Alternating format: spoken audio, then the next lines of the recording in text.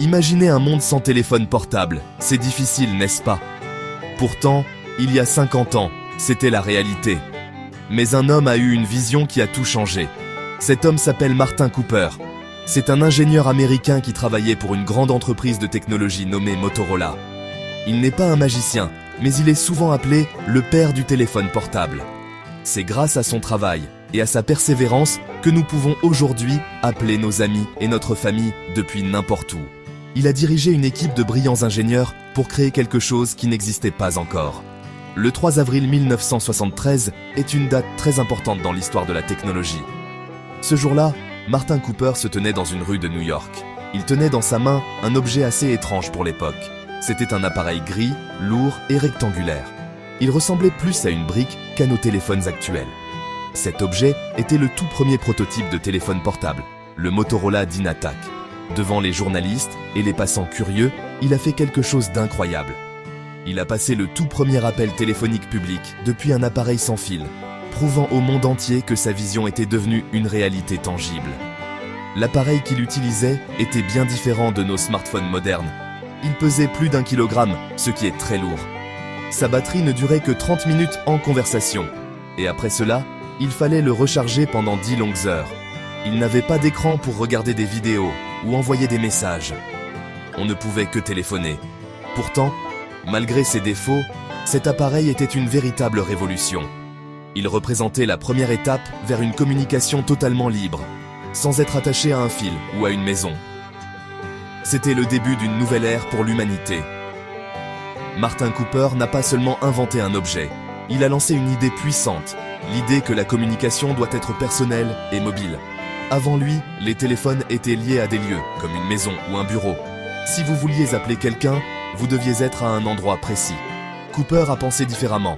Il croyait que les gens devaient pouvoir se parler directement, d'une personne à une autre, peu importe où ils se trouvaient. Son invention n'était pas juste une amélioration du téléphone existant, c'était une toute nouvelle façon de penser la communication humaine. Pourquoi Martin Cooper a-t-il voulu créer un téléphone portable? Son idée est née d'une compétition féroce. À l'époque, dans les années 1970, Motorola était en concurrence avec une autre grande entreprise, AT&T. Cette dernière développait des téléphones de voiture. Ces téléphones étaient très gros, installés de manière permanente dans les véhicules. Ils nécessitaient une énorme batterie dans le coffre et étaient très chers. Pour Martin Cooper, cette technologie limitait la liberté. Il pensait que lier une personne à sa voiture pour téléphoner n'était pas la bonne solution. Il voulait une liberté totale, une liberté de mouvement. Le concept de Cooper était radicalement différent et beaucoup plus centré sur l'individu. Il a imaginé un appareil que l'on pourrait tenir dans sa main et emporter partout avec soi. Son objectif n'était pas de permettre aux gens de téléphoner depuis leur voiture, mais de leur permettre de téléphoner depuis n'importe où, en marchant dans la rue, dans un parc, au restaurant. Il voulait que les numéros de téléphone soient associés à des personnes, pas à des lieux. Cette idée simple mais puissante était le moteur de son projet. Il voulait libérer les gens des contraintes des fils et des câbles qui les retenaient. Le contexte de l'époque rend cette invention encore plus impressionnante. Dans les années 1970, la communication instantanée était encore un rêve pour la plupart des gens. Pour contacter quelqu'un à distance, il fallait utiliser un téléphone fixe. Si la personne n'était pas chez elle ou à son bureau, il était impossible de la joindre directement. Il fallait laisser un message ou rappeler plus tard. Les gens n'avaient même pas le besoin immédiat de connectivité que nous connaissons aujourd'hui, car ils n'imaginaient tout simplement pas que cela puisse exister. Le téléphone portable n'a pas répondu à un besoin existant, il en a créé un nouveau. La vision de Martin Cooper était donc de donner la priorité à la mobilité et à la liberté personnelle. Il a compris que les êtres humains sont naturellement nomades et sociaux. Nous aimons bouger, explorer et rester en contact avec nos proches. Le téléphone fixe était une limitation à cette nature.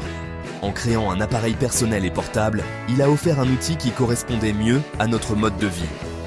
Son invention n'était pas seulement une prouesse technique, c'était une réponse profonde à un désir humain fondamental, celui de se connecter librement avec les autres, sans barrière physique. L'arrivée du téléphone portable a complètement transformé notre vie quotidienne, petit à petit. Au début, dans les années 1980 et 1990, seuls les hommes d'affaires ou les personnes très riches pouvaient s'offrir ces appareils. Ils étaient des symboles de statut social. Mais avec le temps, la technologie est devenue moins chère et les téléphones sont devenus plus petits et plus accessibles. Les gens ordinaires ont commencé à en acheter. Soudain, il est devenu possible d'appeler sa famille en rentrant du travail, de prévenir d'un retard à un rendez-vous, ou d'appeler à l'aide en cas d'urgence n'importe où. Cette nouvelle capacité à communiquer instantanément a changé nos habitudes et notre organisation. Par exemple, avant le téléphone portable, si vous deviez retrouver un ami en ville, il fallait fixer une heure et un lieu très précis. Si l'un des deux était en retard, l'autre devait attendre sans savoir pourquoi. Avec le téléphone portable, un simple appel ou un SMS permet de dire « Je suis désolé, j'aurai 5 minutes de retard ». Cela a apporté beaucoup de flexibilité dans nos vies sociales et professionnelles. L'organisation est devenue plus simple et moins stressante, car on pouvait s'adapter aux imprévus. L'impact sur la sécurité personnelle a également été immense et immédiat. Pensez à une voiture qui tombe en panne la nuit sur une route déserte. Avant le téléphone portable, il fallait marcher des kilomètres pour trouver une cabine téléphonique ou attendre qu'une autre voiture passe. C'était une situation potentiellement dangereuse. Avec un téléphone portable, il suffit de composer un numéro pour appeler un dépanneur ou la police. Cet appareil est devenu un outil de sécurité essentiel, offrant une tranquillité d'esprit à des millions de personnes. Les parents se sentaient en plus rassurés en sachant qu'ils pouvaient joindre leurs enfants à tout moment. Au-delà de la simple communication vocale, le téléphone portable a évolué pour devenir un véritable ordinateur de poche. L'ajout des SMS, puis de l'appareil photo, et enfin de l'accès à Internet, a ouvert un monde de possibilités. Il ne s'agissait plus seulement de parler, mais de partager des moments, de s'informer, de se divertir et de travailler. Le téléphone est devenu notre appareil photo, notre GPS, notre lecteur de musique, notre agenda et notre portail vers le savoir mondial. Chaque nouvelle fonction a ajouté une couche supplémentaire à cette révolution, intégrant la technologie de plus en plus profondément dans notre existence. Aujourd'hui, il est presque impossible de s'imaginer vivre sans l'invention de Martin Cooper. Le téléphone portable est devenu une extension de nous-mêmes. Regardez autour de vous dans un bus, un café ou même dans la rue. Vous verrez des gens qui envoient des messages, écoutent de la musique, regardent des vidéos ou lisent les actualités sur leur téléphone. L'héritage de cette invention est un monde hyper connecté, où l'information et la communication sont instantanées et permanentes. Les distances géographiques semblent moins importantes, car nous pouvons voir et parler à nos proches qui vivent à l'autre bout du monde en quelques secondes. Cette invention a eu un impact économique colossal. Des industries entières ont été créées grâce au téléphone portable. Pensez aux développeurs d'applications, aux fabricants d'accessoires, aux opérateurs de réseaux mobiles et aux plateformes de médias sociaux. Des entreprises comme Apple, Samsung et Google doivent une grande partie de leur succès à l'écosystème du mobile.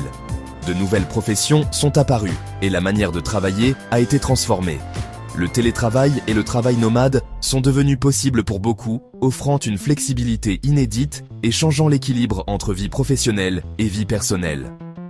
L'importance de cette invention va bien au-delà du confort et de l'économie.